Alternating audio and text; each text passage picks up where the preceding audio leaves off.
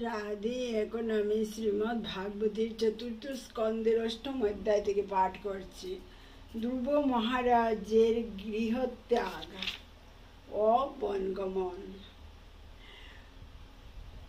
মহর্ষি মৈত্রেয় বললেন, সনকাদি চার কুমার নারদ, ঋভু, হংস, অরুণী এবং জ্যোতি ব্রহ্মার এই সমস্ত পুত্রেরা গৃহে অবস্থান না করে ঊর্ধ্বরেতা অর্থাৎ নৈষ্ঠিক ব্রহ্মচারী হয়েছিলেন। ব্রহ্মার আর এক পুত্র হচ্ছেন অধর্ম, যার পত্নীর নাম হচ্ছে মিথ্যা। তাদের মিলনের ফলে দম্ভ এবং মায়া নামক দুটি আসুরিক পুত্র ও কন্যার জন্ম হয়। নৃতি নামক অসুর, যার কোনো সন্তান ছিল না, সে ওই দুটি অসুরকে গ্রহণ করেছিল। হে মহাত্মা, দম্ভ ও মায়া থেকে লোভ এবং শঠতা জন্মায়। তাদের মিলনের ফলে ক্রোধ এবং হিংসার জন্ম হয় এবং তাদের মিলনের ফলে কলি ও তার ভগিনী দুরুক্তির জন্ম হয়। হে সাধুশ্রেষ্ঠ, কলি এবং দুরুক্তির মিলনের ফলে মৃত্যু এবং ভীতি নামক সন্তানের জন্ম হয়। মৃত্যু এবং ভীতির মিলনের ফলে যাতনা এবং নিরয় নামক সন্তানের জন্ম হয়। হে বিদুর, আমি সংক্ষেপে প্রলয়ের কারণ বিশ্লেষণ করছি। যে ব্যক্তি এই বর্ণনা 3 বার শ্রবণ করেন, তার আত্মার সমস্ত কুলস বিধৌত হয় এবং তিনি পুণ্য অর্জন করেন।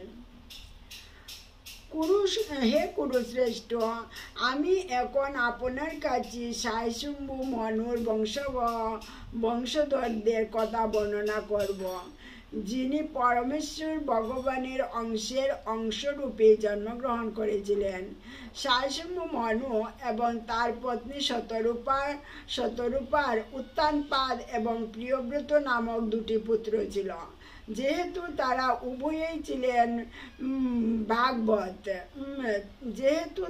উভয়েই ছিলেন ভগবান বাসুদেবের অংশের বংশধর, তাই তারা এই ব্রহ্মাণ্ড শাসন করতে এবং প্রজাদের পালন ও রক্ষা করতে অত্যন্ত সমর্থ ছিলেন।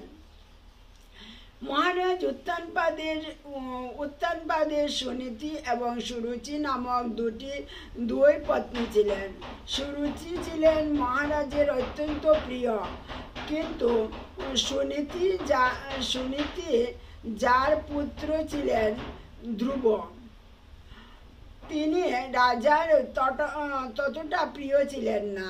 এক সময় মহারাজ উত্তানপাদ সুরুচির পুত্র উত্তমকে তার অঙ্কে স্থাপন করে আদর করেছিলেন। সেই সময় ধ্রুব মহারাজ ও রাজার কুলে উঠবার চেষ্টা করেছিলেন, কিন্তু রাজা তাকে বিশেষ সমাদর করেননি।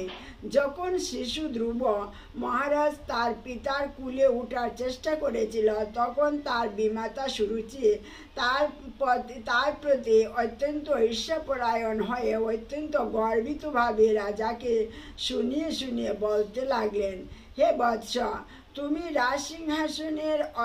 রাজসিংহাসনে অথবা রাজার কুলে বসার যোগ্য নও। নিঃসন্দেহে তুমি রাজার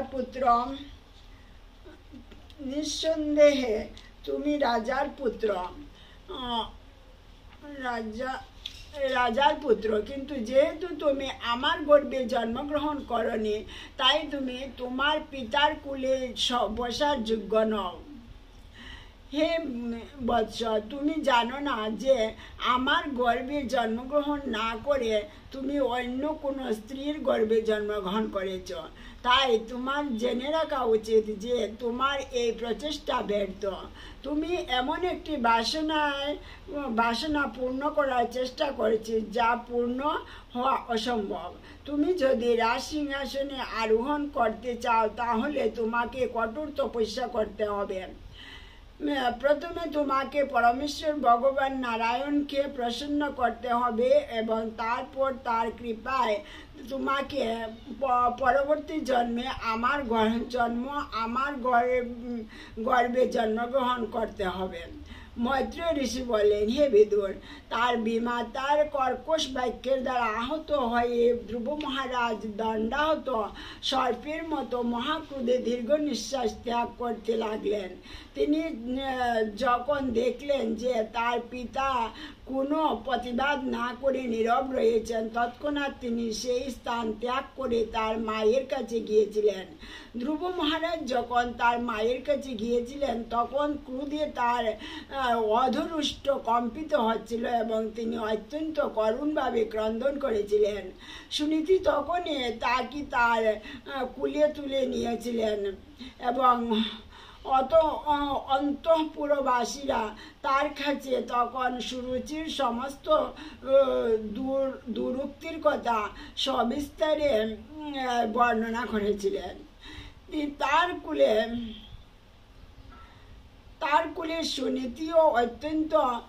ফলে সুনীতিও অত্যন্ত ব্যথিত হয়েছিলেন। তিনি দাবাগ্নির মধ্যে স্থিত লতিকার মতো সুখাগ্নিতে দগ্ধ হয়ে রোধন করেছিলেন। তার স্বপত্নীর বাক্য যতই তার স্মরণ পথে উদিত হতে লাগলো, ততই তার কমলের মতো সুন্দর মুখমণ্ডল অশ্রুধারায় সিক্ত হয়েছিল এবং তখন তার এইভাবে মনোভাব ব্যক্ত করেছিলেন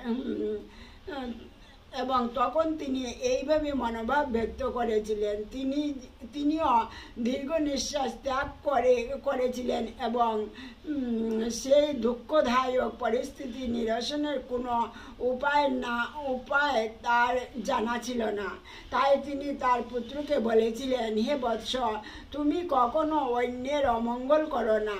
কেউ যখন অন্যকে দুঃখ দেয়, তখন সে নিজেই সেই কষ্ট ভোগ করে। হে বৎস, সুরুচি যা বলেছে তা ঠিকই, কারণ তোমার পিতা রাজা আমাকে তার পত্নী কেন তার দাসী বলেও মনে করেন না। আমাকে স্বীকার করতে তিনি লজ্জাবোধ করেন। তাই তুমি যে একজন দুর্ভাগার গর্ভে জন্মগ্রহণ করেছ এবং তার স্তন পান করে বড় হয়েছ, সেই কথা ঠিকই। হে বৎস, তোমার বিমাতা সুরুচি তোমাকে যা বলেছেন তা শুনতে অত্যন্ত কটু হলেও তা সত্য। তাই তুমি যদি তোমার সৎ ভাই উত্তমের মতো রাজ সিংহাসন লাভ করতে চাও, তাহলে মাৎসর্য পরিত্যাগ করে এখনই তোমার বিমাতার আদেশ পালন করতে চেষ্টা করো। তুমি অবিলম্বে পরমেশ্বর ভগবানের শ্রীপাদ পদ্মের আরাধনা করো। পরমেশ্বর ভগবান এতই মহান যে কেবল তার শ্রীপাদ পদ্ম আরাধনা করার দ্বারা তোমার প্রপিতামহ ব্রহ্মা এই বিশ্ব সৃষ্টি করার উপযুক্ত যোগ্যতা অর্জন করেছেন। যদিও তিনি অজ এবং সমস্ত জীবদের মধ্যে প্রধান, তবুও তিনি তার সেই সুমহান পদ প্রাপ্ত হয়েছেন কেবলমাত্র সেই ভগবানেরই কৃপায়, যাকে মহান যোগীরাও তাদের প্রাণবায়ু নিয়ন্ত্রণ করার দ্বারা মন সংযমের মাধ্যমে আরাধনা করেন। তোমার পিতামহ শাশুম্ভ মনু প্রচুর দানের মাধ্যমে মহান যজ্ঞসমূহ অনুষ্ঠান করে। একনিষ্ঠ ভক্তি সহকারী পরমেশ্বর ভগবান শ্রীহরির আরাধনা করে তাকে সন্তুষ্ট করেছিলেন এবং তার ফলে তিনি ভৌতিক সুখ এবং তারপর মুক্তি লাভ করেছিলেন, যা দেবতাদের পূজা করার দ্বারা লাভ করা অসম্ভব। হে বৎস, তুমিও ভক্তবৎসল ভগবানের শরণ গ্রহণ করো। যারা সংসার চক্র থেকে মুক্তি লাভের অন্বেষণ করেন, তারাও সর্বদা ভক্তিযুগে ভগবানের চরণ কমলের আশ্রয় গ্রহণ করেন। স্বধর্ম অনুশীলনের দ্বারা পবিত্র হয়ে তুমি তোমার হৃদয়ে ভগবানকে স্থাপন করো এবং অবিচলিত চিত্তে তার সেবায় সর্বদা যুক্ত হও। হে ধ্রুব, কমল নয়ন ভগবান ব্যতীত অন্য আর কাউকে আমি দেখি না, যিনি তোমার দুঃখ অপনোধন করতে পারেন। ব্রহ্মা আদি দেবতারা যে লক্ষ্মী দেবীর কৃপা অন্বেষণ করেন, সেই লক্ষ্মী দেবীও পদ্মহস্তে সর্বদা সেই পরমেশ্বর ভগবানের সেবা করার জন্য তৎপর থাকেন। মহর্ষি মৈত্র বললেন, প্রকৃতপক্ষে ধ্রুব মহারাজের অভীষ্ট সিদ্ধির জন্য তার মাতা সুনীতি তাকে সেই উপদেশ দিয়েছিলেন। তাই সেই সম্বন্ধে গভীরভাবে বিবেচনা করে এবং বুদ্ধির দ্বারা সংকল্প স্থির করে তিনি তার পিতার গৃহ ত্যাগ করেছিলেন। মহর্ষি নারদ সেই সংবাদ শুনেছিলেন এবং ধ্রুব মহারাজের কার্যকলাপ সম্বন্ধে জ্ঞাত হয়ে তিনি বিস্ময়ান্বিত হয়েছিলেন।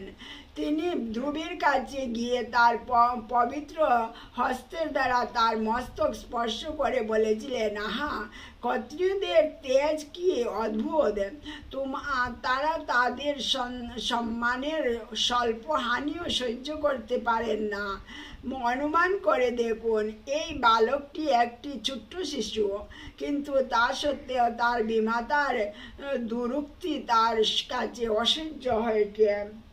মহর্ষি নারদ ধ্রুবকে বললেন, হে বৎস, তুমি একটি বালক মাত্র, যার এখন খেলাধুলায় আসক্ত থাকার কথা। তোমার সম্মান হানিকর কথায় তুমি এইভাবে বিচলিত হচ্ছ কেন? হে ধ্রুব, তুমি যদি মনে করো যে তোমার আত্মসম্মানের হানি হয়েছে, তাহলেও তোমার অসন্তোষের কোনো কারণ নেই। এই প্রকার অসন্তোষ মায়ারই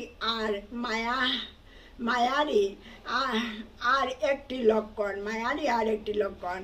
প্রতিটি জীবই তার পূর্বকৃত কর্ম অনুসারে নিয়ন্ত্রিত হয় এবং তাই সুখ এবং দুঃখ ভোগ করার জন্য বিভিন্ন প্রকার জীবন রয়েছে। পরমেশ্বর ভগবানের গতিবিধি অত্যন্ত বিচলিত। বুদ্ধিমান মানুষের কর্তব্য সেই পন্থা অবলম্বন করে অনুকূল বা প্রতিকূলতার বিচার না করে সব কিছুই ভগবানের ইচ্ছা বলে মনে করে সন্তুষ্ট থাকা। তুমি তোমার মাতার উপদেশ অনুসারে ভগবানের কৃপা লাভের জন্য ধ্যান যুগের পন্থা অবলম্বন করতে মনস্থ করেছ, কিন্তু আমার মতে কোনো সাধারণ মানুষের পক্ষে এই প্রকার তপশ্চর্যা সম্ভব নয়। পরমেশ্বর ভগবানকে সন্তুষ্ট করা অত্যন্ত কঠিন। সমস্ত জড় কুলস রহিত হয়ে বহু তপস্যা করে এবং নিরন্তর সমাধিমগ্ন হয়ে বহু যুগে জন্মান্তর ধরে চেষ্টা করা সত্ত্বেও ভগবানকে উপলব্ধি করার পথ খুঁজে পাননি। অতএব হে বৎস, এই বৃথা প্রচেষ্টা থেকে তুমি নিবৃত্ত হও। এই কাজ সফল হবে না। তোমার পক্ষে এখন গৃহে ফিরে যাওয়াই শ্রেয়স্কর হবে। যখন তুমি বড় হবে, তখন ভগবানের কৃপায় তুমি এই যোগ অনুশীলনের সুযোগ পাবে। তখন তুমি এই কার্য সম্পাদন করো। জীবনের যে কোনো অবস্থাতেই তা দুঃখদায়ক হোক অথবা সুখদায়ক হোক, পরমেশ্বর ভগবানের পরম ইচ্ছার দ্বারা প্রদত্ত বলে জেনে সন্তুষ্ট থাকা উচিত। এইভাবে যে ব্যক্তি সহিষ্ণু হয়, সে অনায়াসে অজ্ঞানতার অন্ধকার অতিক্রম করতে সক্ষম হয়। সকলেরই কর্তব্য নিজের থেকে অধিক গুণসম্পন্ন ব্যক্তিকে দর্শন করে অত্যন্ত আনন্দিত হওয়া, নিজের থেকে কম গুণসম্পন্ন ব্যক্তিকে দর্শন করে তার প্রতি কৃপাপরায়ণ হওয়া এবং নিজের সমান গুণযুক্ত ব্যক্তির সঙ্গে মৈত্রী স্থাপন করা। তাহলে এই জড়জগতের ত্রিতাপ দুঃখ কখনোই তাকে অভিভূত করিতে পারবে না। ধ্রুব মহারাজ বললেন, হে নারদ ঋষি, যাদের হৃদয় জড়জগতের সুখ এবং দুঃখের দ্বারা বিচলিত, তাদের মনের শান্তি লাভের জন্য আপনি কৃপাপূর্বক যে উপদেশ দিয়েছেন তা অবশ্যই অত্যন্ত মঙ্গলজনক। কিন্তু আমি অজ্ঞানের অন্ধকারে আচ্ছন্ন এবং তাই এই প্রকার দর্শন আমার হৃদয়কে স্পর্শ করেনি। হে প্রভু, আমি অত্যন্ত দুর্বিনীত, তাই আপনার উপদেশ গ্রহণ করছি না। কিন্তু এটি আমার দোষ নয়। ক্ষত্রিয় কুলে জন্মগ্রহণ করার ফলে আমি এমন হয়েছি। আমার বিমাতা সুরুচি তার দুরুক্তিরূপ বাণের দ্বারা আমার হৃদয়কে বিদ্ধ করেছেন। তাই আপনার মূল্যবান উপদেশ আমার হৃদয়ে স্থান পাচ্ছে না। হে তত্ত্বজ্ঞানী ব্রাহ্মণ, আমি এমনই একটি পদ অধিকার করতে চাই যা আজ পর্যন্ত এই ত্রিভুবনে কেউ লাভ করতে পারেননি, এমনকি আমার পিতা এবং পিতামহ পারেননি। আপনি যদি আমাকে অনুগ্রহ করতে চান তাহলে দয়া করে আপনি আমাকে সেই সৎ পন্থা প্রদর্শন করুন যা অনুসরণ করে আমি আমার জীবনের সেই উদ্দেশ্য সাধন করতে পারবো। হে ভগবান, আপনি ব্রহ্মার যোগ্য পুত্র এবং আপনি সারা জগতের মঙ্গলের জন্য বিনা ভাজিয়ে সর্বত্র বিচরণ করেন। আপনি ঠিক সূর্যের মতো, যে সূর্য সমস্ত জীবের উপকারের জন্য সারা ব্রহ্মাণ্ডে আবর্তন করে। মৈত্রেয় ঋষি বললেন, ধ্রুব মহারাজের উক্তি শ্রবণ করে মহাত্মা নারদ মুনি তার প্রতি অত্যন্ত কৃপাপরায়ণ হয়েছিলেন এবং তার ফলে তিনি অহৈতুকে কৃপা প্রদর্শন করার জন্য তিনি নিম্নলিখিত উপদেশ দিয়েছিলেন। জয় শ্রী রাধে। নারদ মুনির উপদেশ মন দিয়ে শুনুন। এটা শুনলে খুব ভালো জিনিস, সারা জীবন আমাদের মধ্যে এটা ধরে রাখা উচিত। মহর্ষি নারদ ধ্রুব মহারাজকে বললেন, তোমার মা সুনীতি তোমাকে যে ভগভক্তের পন্থা অনুসরণ করার উপদেশ দিয়েছেন তা তোমার জন্য সর্বোত্তভাবে উপযুক্ত। তাই তোমার উচিত ভগভক্তিতে পূর্ণরূপে মগ্ন হওয়া। যে ব্যক্তি ধর্ম, অর্থ, কাম এবং মোক্ষ এই চতুর্বর্গ কামনা করেন তার কর্তব্য হচ্ছে পরমেশ্বর ভগবানের ভক্তিতে যুক্ত হওয়া, কারণ তার শ্রীপাদ পদ্মের আরাধনার ফলে এই সমস্ত বাসনা পূর্ণ হয়। হে বৎস, তোমার কল্যাণ হোক। তুমি যমুনার তটের মধুবন নামক বনে যাও এবং সেখানে গিয়ে পবিত্র হও। সেখানে যাওয়ার ফলে মানুষ পরমেশ্বর ভগবানের নিকটবর্তী হয়, কারণ ভগবান সেখানে সর্বদা বিরাজ করেন। নারদ মুনি তাকে উপদেশ দিয়েছিলেন, হে বৎস, কালিন্দিনী এবং যমুনার জলে তুমি প্রতিদিন 3 বার স্নান করো, কারণ এই জল অত্যন্ত শুভ, পবিত্র এবং নির্মল। স্নান করার পর তুমি অষ্টাঙ্গ যুগের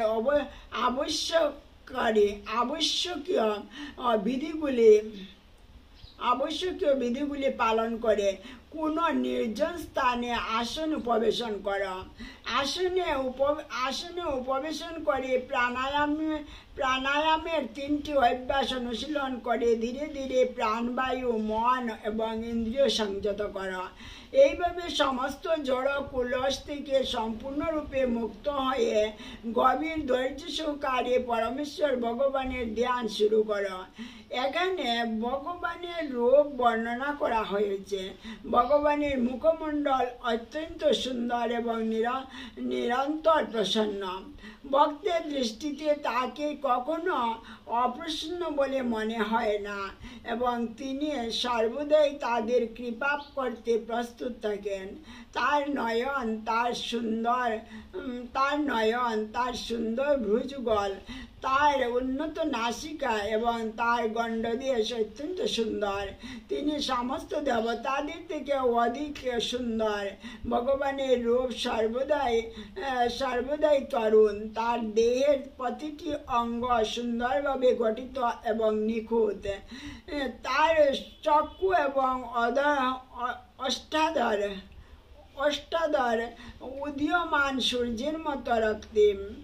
তিনি সর্বদাই শরণাগতকে আশ্রয় দান করতে প্রস্তুত এবং যে সৌভাগ্যবান ব্যক্তি তাকে অবলোকন করেন তিনি পূর্ণ তৃপ্ত অনুভব করেন। তিনি সর্বদাই শরণাগতের প্রভু হওয়ার যোগ্য, কারণ তিনি হচ্ছেন করুণার সিন্ধু। ভগবান হচ্ছেন শ্রীবৎস বা লক্ষ্মী দেবীর আসন রূপ চিহ্ন সমন্বিত এবং তার অঙ্গকান্তি গণ নীল বর্ণ।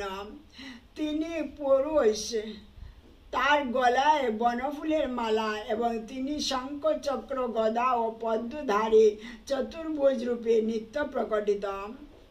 পরমেশ্বর ভগবান শ্রী বাসুদেবের সমগ্র অঙ্গ রত্নভূষণে বিভূষিত। তার মাথায় রত্নখচিত মুকুট, গলায় কণ্ঠহার এবং হাতে বলয়। তার কণ্ঠে কৌস্তবমণি শোভা পাচ্ছে এবং তার পরনে পীতপট্টবস্ত্র। তার নিতম্বদেশ মেখলার দ্বারা পরিবেষ্টিত এবং চরণযুগল স্বর্ণনূপুরে সুশোভিত। তার দেহের সমস্ত অঙ্গ প্রত্যঙ্গ অত্যন্ত আকর্ষণীয় এবং আনন্দদায়ক। তিনি সর্বদা শান্ত এবং স্নিগ্ধ। তার মুখ, নয়ন ও মনের আনন্দদায়ক। প্রকৃত যোগী হৃদয়রূপ পদ্মের কর্ণিকায় অবস্থিত ভগবানের চিন্ময় রূপের ধ্যান করেন, যার পদযুগল মণিসদৃশ্য পদনখের কিরণে উদ্ভাসিত। ভগবানের মুখমণ্ডল সর্বদাই মধুর হাসিতে উদ্ভাসিত এবং ভক্তের কর্তব্য ভগবানের সেই ভক্তবৎসল রূপ নিরন্তর দর্শন করা। ধ্যানকারীর কর্তব্য সমস্ত বর প্রদানকারী পরমেশ্বর ভগবানকে এইভাবে দর্শন করা। যিনি এইভাবে সর্বদা ভগবানের মঙ্গলময় রূপের ধ্যানে মনকে একাগ্রীভূত করেন, তিনি অচিরেই সমস্ত জড় কুলস থেকে মুক্ত হন এবং তিনি কখনো ভগবানের ধ্যান থেকে বিচ্যুত হন না। জয় রাধে। হে রাজপুত্র, আমি তোমাকে এখন সেই মন্ত্র সম্বন্ধে বলবো যা এই ধ্যানের পন্থায় জপ করা কর্তব্য। সাবধানতার সঙ্গে 7 রাত্রে এই মন্ত্র জপ করলে অন্তরিকে বিচরণকারী সিদ্ধ পুরুষদের দর্শন করা যায়। ওম নমো ভগবতে বাসুদেবায়। এটি শ্রীকৃষ্ণের আরাধনার দ্বাদশোক্ষর মন্ত্র। ভগবানের সে বিগ্রহ স্থাপিত করে এবং মন্ত্র উচ্চারণ করে ফুল, ফল, বিবিধ খাদ্যদ্রব্য প্রামাণিক বিধি সহকারে ভগবানকে নিবেদন করা উচিত। তবে তা দেশ, কাল এবং সুবিধা অসুবিধা বিবেচনা করে করা উচিত। শুদ্ধ জল, শুদ্ধ বনমালা, শুদ্ধ ফুলমালা, ফল, ফুল এবং শাকসবজির দ্বারা যা বনে পাওয়া যায় অথবা নবীন দুর্বাঘাস, পুষ্পের কলি, এমনকি গাছের চাল দিয়ে পর্যন্ত ভগবানের পূজা করা উচিত। আর যদি সম্ভব হয় তা হলে তুলসী পত্র নিবেদন করা উচিত, যা পরমেশ্বর ভগবানের অত্যন্ত প্রিয়। মাটি, জল, মণ্ড, কাঠ এবং ধাতু ইত্যাদি ভৌতিক উপাদান দিয়ে নির্মিত ভগবানের রূপের আরাধনা করা সম্ভব। বনে মাটি এবং জলের অতিরিক্ত অন্য কিছু দিয়ে অর্চা বিগ্রহ তৈরি করা সম্ভব নয়। তাই তা দিয়ে তৈরি বিগ্রহী উপরোক্ত বিধি অনুসারে আরাধনা করা উচিত। যে ভক্ত পূর্ণরূপে আত্মসংযম তার অত্যন্ত শান্ত ও স্থির চিত্ত হওয়া উচিত এবং বনে যে ফল ফুল পাওয়া যায় তা খেয়েই তার সন্তুষ্ট থাকা উচিত। হে ধ্রুব, প্রতিদিন 3 বার ভগবানের শ্রী বিগ্রহের আরাধনা এবং মন্ত্র জপ করা ব্যতীত তার পরম ইচ্ছা এবং স্বীয় শক্তির দ্বারা প্রদর্শিত ভগবানের বিভিন্ন অবতারের চিন্ময় কার্যকলাপের ধ্যান করা তোমার কর্তব্য। নির্দিষ্ট উপচার সহকারে কিভাবে ভগবানের আরাধনা করা উচিত সেই সম্পর্কে পূর্বতন ভগবক্তদের পদাঙ্ক অনুসরণ করা উচিত, অথবা হৃদয়ের অন্তঃস্থলে মন্ত্র থেকে অভিন্ন ভগবানকে মন্ত্র উচ্চারণের দ্বারা পূজা করা উচিত। এইভাবে যিনি ঐক্রান্তিকতা এবং নিষ্ঠা সহকারে কায় মনোবাক্যে ভগবানের সেবা করেন এবং বিধি অনুসারে ভগভক্তির কার্যকলাপে যুক্ত ভগবান তাকে তার বাসনা অনুসারে বর দান করেন। ভক্ত যদি জড় ধর্ম, অর্থনৈতিক উন্নতি, ইন্দ্রিয় তৃপ্তি অথবা জড় জগতের বন্ধন থেকে মুক্তি লাভ করতে চান, তাহলেও ভগবান তাকে তার বাসনা অনুসারে সেই ফল প্রদান করেন।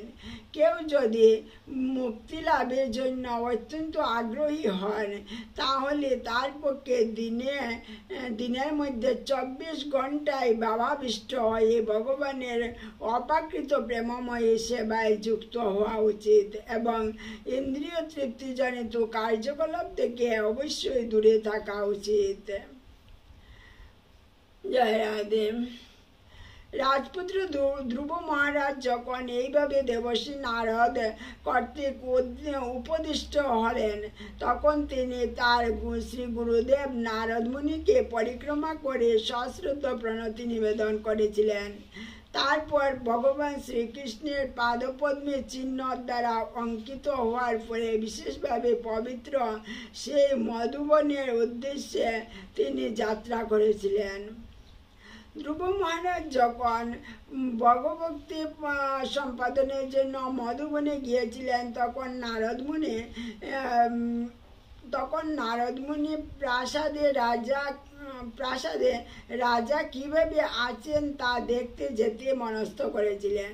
নারদ মুনি যখন সেখানে গেলেন, তখন রাজা তাকে সশ্রদ্ধ প্রণতি নিবেদন করে যথাযথভাবে অভ্যর্থনা করেছিলেন।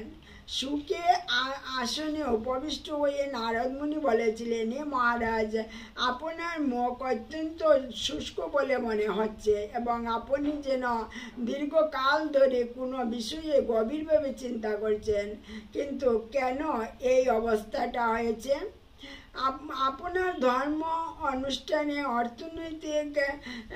অর্থনৈতিক উন্নতি সাধনে অথবা ইন্দ্রিয় তৃপ্তি সাধনে কি কোনো বাধা সৃষ্টি হয়েছে? রাজা উত্তর দিলেন, হে ব্রাহ্মণ শ্রেষ্ঠ, আমি অত্যন্ত স্তৈন্য এবং আমি এতই অধঃপতিত যে আমি আমার 5 বর্ষীয় বালকের প্রতি অত্যন্ত নির্দয় হয়েছি। সে যদিও একজন মহাত্মা এবং ভগবানের এক মহান ভক্ত, তবুও তার মাতা সহ তাকে আমি নির্বাসিত করেছি। ব্রাহ্মণ, আমার পুত্রের মুখমণ্ডল ঠিক একটি পদ্মফুলের মতো। আমি তার বিপজ্জনক অবস্থার কথা চিন্তা করছি। সে অরক্ষিত এবং সে হয়তো অত্যন্ত ক্ষুধার্ত। বনের কোথাও সে হয়তো শুয়ে আছে এবং নেকড়েরা তাকে খাওয়ার জন্য হয়তো আক্রমণ করছে। হায়, ভেবে দেখুন, আমি আমার স্ত্রীর কত বশীভূত। আমার নিষ্ঠুরতার কথা একটু কল্পনা করুন। প্রেম বশে আমার সেই সুপুত্র আমার কুলে ওঠার চেষ্টা করেছিল, কিন্তু আমি তাকে আদর করিনি। এমনকি ক্ষণিকের জন্য আমি তাকে স্নেহ সম্ভাষণ করিনি। ভেবে দেখুন আমি কত নির্দয়। দেবশ্রী নারদ উত্তর দিলেন, হে রাজন, আপনি আপনার পুত্রের জন্য সুখ করবেন না। সে পরমেশ্বর ভগবান কর্তৃক পূর্ণরূপে রক্ষিত। আপনি যদিও তার প্রভাব সম্বন্ধে যথাযথভাবে অবগত নন, কিন্তু তার কীর্তি ইতিমধ্যে সারা জগৎ জুড়ে পরিব্যাপ্ত হয়েছে। হে রাজন, আপনার পুত্র অত্যন্ত সুযোগ্য। সে এমন কার্য সম্পাদন করবে যে মহান রাজা ও ঋষিদের পক্ষে অসম্ভব। অচিরেই সে তার কার্য সম্পাদন করে গৃহে ফিরে আসবে। আপনি জেনে রাখুন যে সে সারা জগৎ জুড়ে আপনার যশ বিস্তার করবে।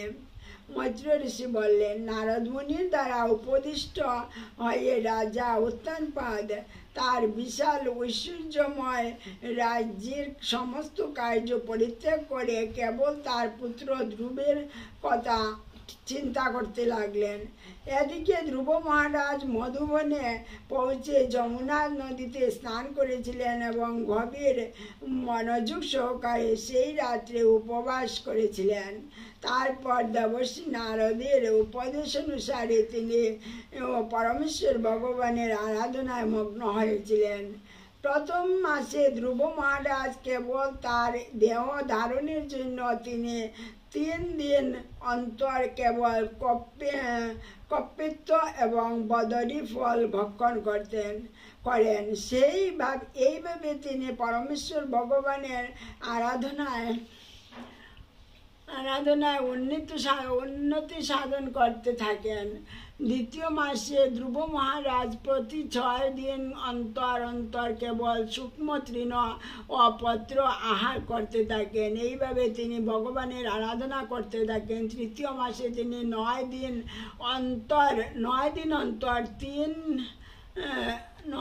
অন্তর তিনি কেবল জল পান করেছিলেন।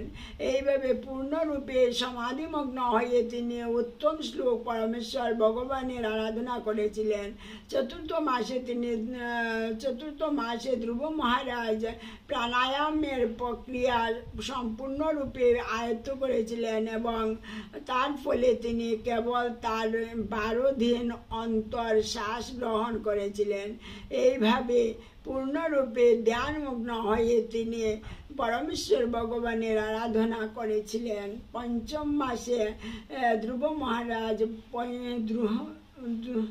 পঞ্চম মাসে রাজপুত্র ধ্রুব তার শ্বাস এমনভাবে নিয়ন্ত্রণ করেছিলেন যে তিনি একটি স্তম্ভের মতো নিশ্চলভাবে এক পায়ে দাঁড়িয়ে থাকতে সমর্থ হয়েছিলেন।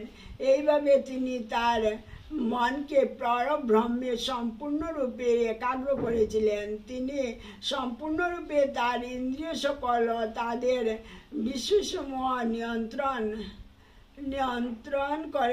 করেছিলেন এবং এইভাবে তার মনকে অন্য কোনো বিষয়ে বিক্ষিপ্ত না হতে দিয়ে তিনি পরমেশ্বর ভগবানের রূপে একাগ্র করেছিলেন। ধ্রুব মহারাজ যখন এইভাবে সমগ্র জড় সৃষ্টির আশ্রয় এবং সমস্ত জীবের প্রভু ভগবানকে ধারণ করেছিলেন, তখন ত্রিভুবন কম্পিত হয়ে তখন ত্রিভুবন কম্পিত হতে শুরু করেছিল। রাজপুত্র ধ্রুব যখন তার এক পায়ের উপর অবিচলিতভাবে দাঁড়িয়েছিলেন, তখন তার পদাঙ্গুষ্ঠের পীড়নে নিপীড়িতা হয়ে ধরিত্রীর অর্ধাংশ অবনত হয়েছিল। জয় রাধে। ঠিক যেমন একটি হাতিকে নৌকায় করে নিয়ে যাওয়ার সময় তার দক্ষিণ ও বাম পদ পরিবর্তনে নৌকাটি কম্পিত হয়। ধ্রুব মহারাজ যখন তার পূর্ণ একাগ্রতার প্রভাবে সমগ্র চেতনার উৎস ভগবান শ্রী বিষ্ণুর মতো ভারী হয়ে গিয়েছিলেন, তখন তার দেহের দ্বারগুলি রুদ্ধ করার ফলে সমগ্র ব্রহ্মাণ্ডের শ্বাসরুদ্ধ হয়েছিল। সমগ্র লোকের সমস্ত মহান দেবতারা এইভাবে রুদ্ধশ্বাস হওয়ার ফলে পরমেশ্বর ভগবানের শরণ গ্রহণ করেছিলেন। দেবতারা বললেন, হে ভগবান, আপনি স্থাবর এবং জঙ্গম সমস্ত জীবদের আশ্রয়। আমরা অনুভব করছি যে সমস্ত জীবেদের শ্বাসরুদ্ধ হয়ে গেছে। পূর্বে আমাদের কখনো এইরকম কোনো অভিজ্ঞতা হয়নি, যেহেতু আপনি সমস্ত শরণাগত জীবদের চরম আশ্রয়। তাই আমরা আপনার শরণাগত হয়েছি। দয়া করে আপনি আমাদের এই বিপদ থেকে উদ্ধার করুন। পরমেশ্বর ভগবান উত্তর দিয়েছিলেন, হে দেবতাগণ, তোমরা বিচলিত হইও না। মহারাজ উত্তানপাদের পুত্র যে এখন সম্পূর্ণরূপে আমার চিন্তায় মগ্ন হয়েছে, তার কঠোর তপস্যা এবং দৃঢ় সংকল্পের ফলে তা হয়েছে। সে ব্রহ্মাণ্ডের নিঃশ্বাস প্রশ্বাসের ক্রিয়া রোধ করছে। তোমাদের নিজ নিজ গৃহে এখন নিরাপদে ফিরে যেতে পারো, কিন্তু এই বালকটিকে এই কঠোর তপস্যা থেকে নিরস্ত করব এবং তার ফলে তোমরা এই পরিস্থিতি থেকে রক্ষা পাবে। জয় শ্রী রাধে। হরে কৃষ্ণ কৃষ্ণ কৃষ্ণ হরে হরে, হরে রাম রাম রাম হরে হরে। জয় শ্রী রাধে। ভুলভ্রান্তি মাফ করবেন, অনেক লম্বা এই অধ্যায়টা, একটু দেরি হয়ে গেছে, তাই একটু তাড়াতাড়ি করে পাঠ করলাম। ভুলভ্রান্তি অপরাধ মাফ করবেন। জয় শ্রী রাধে। ভিডিওটা অনেক লম্বা হয়ে যায় তো।